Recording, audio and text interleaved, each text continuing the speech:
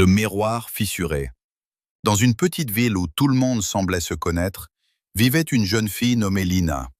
Elle avait 17 ans et portait sur la joue gauche une cicatrice fine mais visible, souvenir silencieux d'un accident d'enfance. Chaque matin, elle se regardait dans le miroir avec le même pincement au cœur. Son regard ne voyait pas ses grands yeux lumineux, ni la douceur de son sourire. Il ne voyait que cette marque. À l'école, elle baissait les yeux. Elle évitait les photos.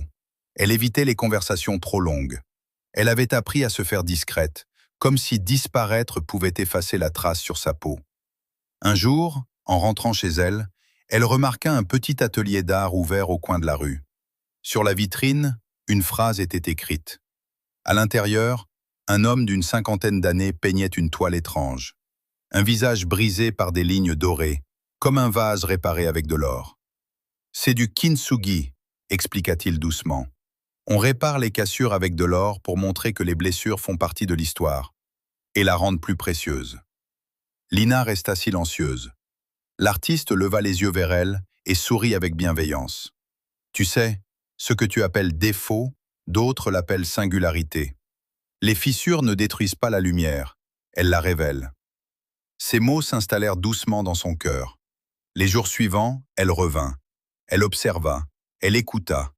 Puis, un après-midi, elle accepta que l'artiste fasse son portrait.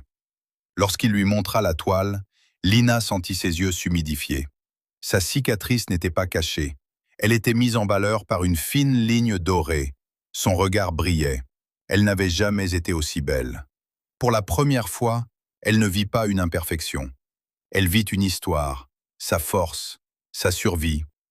Ce jour-là, devant le miroir, elle ne détourna pas les yeux. Elle comprit enfin que ce n'était pas la cicatrice qui l'avait enfermée. C'était le regard qu'elle portait sur elle-même. Et lorsque son regard changea, le monde changea aussi. Parce que parfois, ce que l'on appelle une fissure est simplement l'endroit exact où la lumière décide d'entrer.